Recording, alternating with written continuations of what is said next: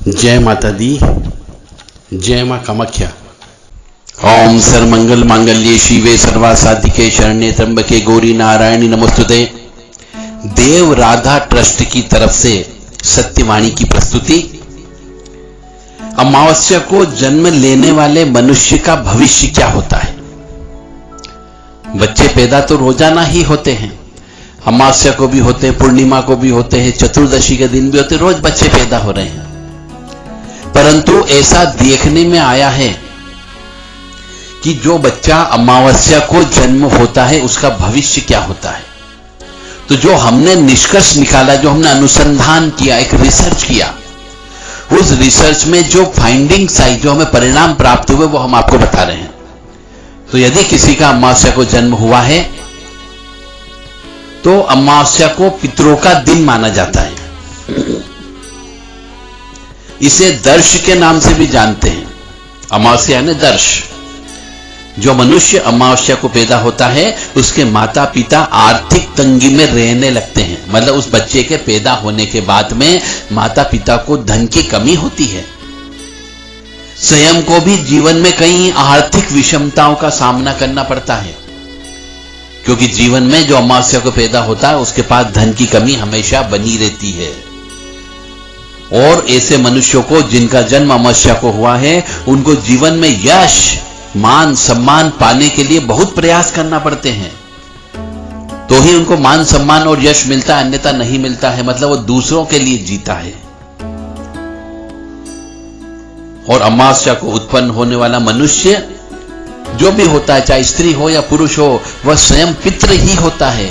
मतलब उसी कुल का पहले से मरा हुआ कोई भी आत्मा हो सकती है, वही आत्मा वापस उसी कुल में जन्म लेकर के आती है। वह अपने पूर्वजों की संपत्ति को नुकसान भी पहुंचाता है, क्योंकि उसके पास पैसे की कमी होती है तो वो पूर्वजों की संपत्ति को बेचता है।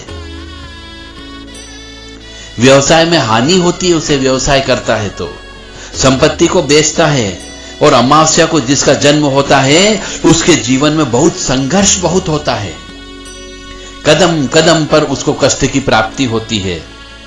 और इस प्रकार की कष्ट में उसको चाहे आर्थिक हो, चाहे पारिवारिक हो, चाहे सामाजिक हो, हर जगह उसे बहुत मेहनत करना पड़ती है। मतलब बहुत मेहनत करने के बाद फल की प्राप्ति होती है, और कई बार तो मेहनत करने का फल भी नहीं मिलता है। यह अमावस्या को जन्म होने वाले मनुष्य के बारे में होता है। जीवन में पुत्र पुत्री विवाह कई बारे में उनको तकलीफ होती है। और अमावस्या को जो जन्म होता है उसका विवाह भी देरी से होता है, क्योंकि अमावस्या को जिसका जन्म होता है, हमारे रिसर्च के मुताबिक वह एक सांप होता है, वह एक नाग होता है।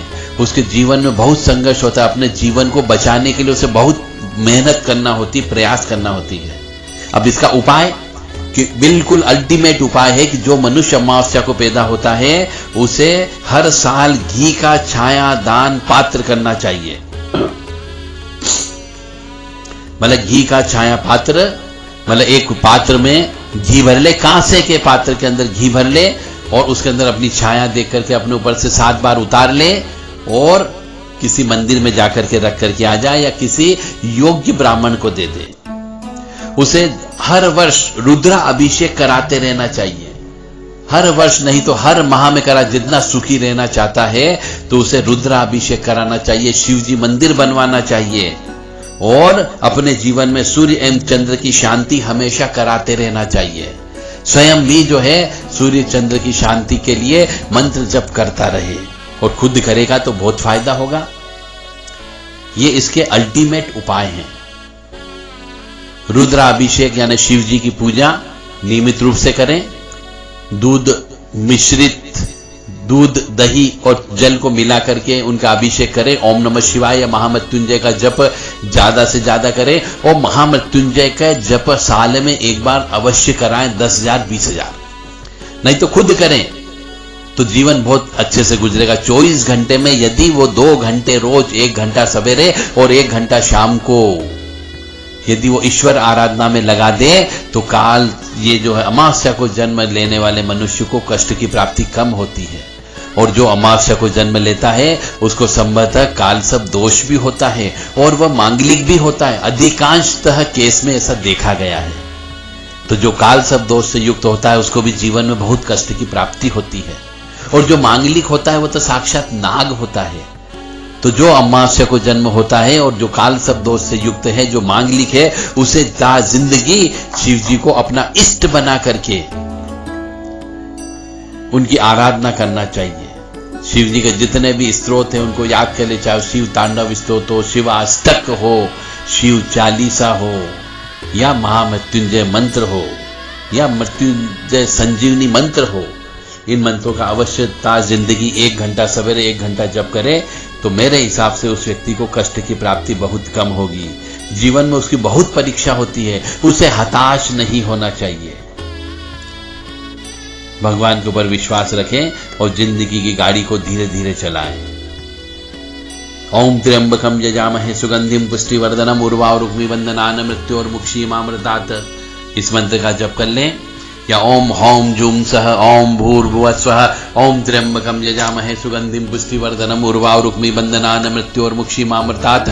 ओम स्वः भुवः भू ओम ओम सह जूम होम ओम। इस मंत्र को भी आप YouTube चैनल से कहीं से भी डाउनलोड कर लें और इस मंत्र का भी आप ज्यादा से ज्यादा याद करके खुद स्वयं जप करें तो बहुत फायदा होगा।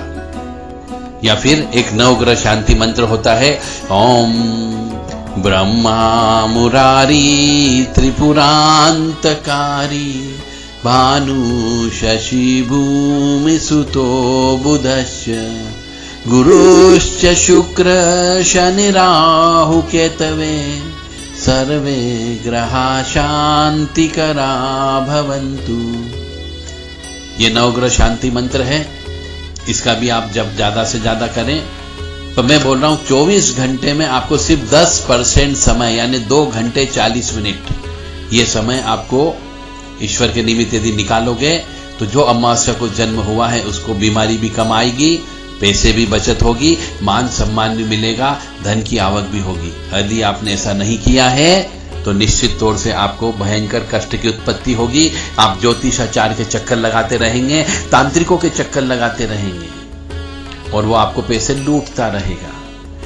इसलिए आप स्वयं अपने इष्ट का जप करें और लाभ उठाएं। जय माता दी, जय मां कामाख्या।